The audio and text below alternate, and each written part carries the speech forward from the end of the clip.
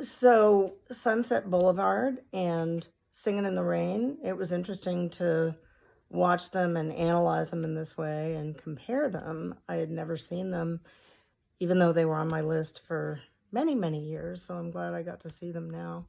Um, Interesting things. Sunset Boulevard, classic noir. I've seen more modern ones, but it was interesting to see one that probably set the standard for a lot of more current ones. I love that there was a dead man as a narrator. I don't recall ever seeing that in any other movie. And the fact that it opened with um, most of the mystery being solved, right? We know that somebody died and it was a crime. So it was interesting to kind of move back and see where that all originated. Um, I love that Gloria Swanson was actually a real silent film star and then starred in this movie. And I think it was hard for her to get this role, but she did a great job. Having said that, it was a little hard for me to watch some of her overacting, the wide eye thing. But the style of acting was very different in those days. And I've seen over the years parodies of it. Like I think Carol Burnett did a really good one of her. There's been a lot of other actresses, so it's kind of fun that it's an iconic thing in our pop culture. My favorite character and my favorite storyline was Max the butler. You start out wondering why he's so protective and caring about her. And, there's hints along the way that eventually you find out that he actually discovered her, directed her, married her, and then gave up his career for her. Even though she divorced him, he really cared about her enough to try and save her life on multiple occasions. So I thought that was really interesting how they developed that with clues.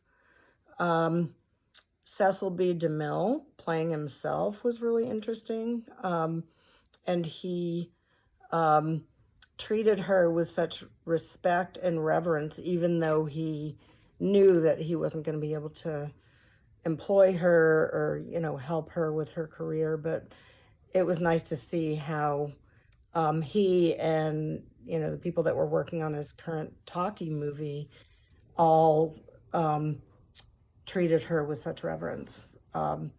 So that was good for her to see. Although she still was a tragic character. That wasn't going to take her out of, the terrible things that were in her life. The other thing that I found interesting was all of the treatments that she went through to keep herself young. I mean, that hasn't changed in today's Hollywood either. So, it was a really accurate depiction of some of the underbelly of Hollywood and things that are difficult for people that work there. There's not a lot of forgiving as far as keeping your career going there. Okay, Singin' in the Rain, what I found interesting, I like musicals actually a lot, but I'm glad that there wasn't too many songs in this. It's, not really my taste in music. And also I feel like it would have impeded the story. The songs that were in there were good to keep the story going and, keep the mood of, a fun romantic comedy kind of movie. Make 'Em Laugh was actually my favorite song. I love the physicality and the choreography. It turns out I didn't realize that Gene Kelly did all the choreography for the movie, and he's incredibly athletic and he's got amazing talent besides just being an actor and a singer. So that was really impressive to me. Debbie Reynolds was America's sweetheart at the time, and I hadn't seen her in a movie that I remember. She is adorable, and it was fun to just see her, you know, dancing and spunk and how cute she was. So that was fun to see her in a movie.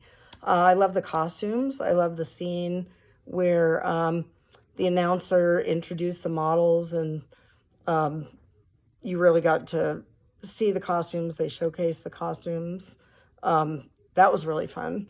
Don't really like the song Singing in the Rain. Maybe it's too much of a cliche. But, you know, it's obviously important to the movie, and it was fun to see the whole performance of it. I give it an 8. I actually give Sunset Boulevard a 9, just because I feel like it was a little more realistic with the underbelly of Hollywood. As far as similarities, they both showed, you know, the sets and, you know, where they put sets in the buildings. You know, I've done studio tours, and it's fun to see how they transform the inside of a building to different sets for movies. So I thought that was interesting. I love that Betty Schaefer and Kathy Selden were both really strong female characters, career-oriented. They had a lot of spunk. They weren't intimidated by men or fame, or they just really wanted to, you know, make a good career of themselves, and smart and fun, and just, you know, really added to both of the movies. Let's see.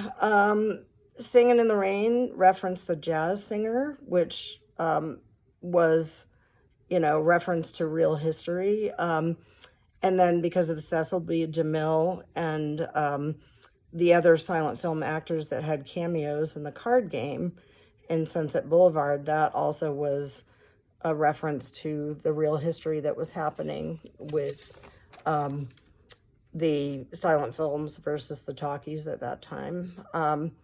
Differences, Sunset Boulevard, again, showed, you know, heartless Hollywood. You know, it was like a Shakespearean tragedy, right? Somebody was dead at the end. Where Singin' in the Rain glossed over, you know, there was one character that wasn't going to make it, but she was not a sympathetic character. You know, she kind of became ridiculous, and nobody was rooting for her. So nobody was sad at the end as far as what was happening in Hollywood. I think that's it. Okay, thank you.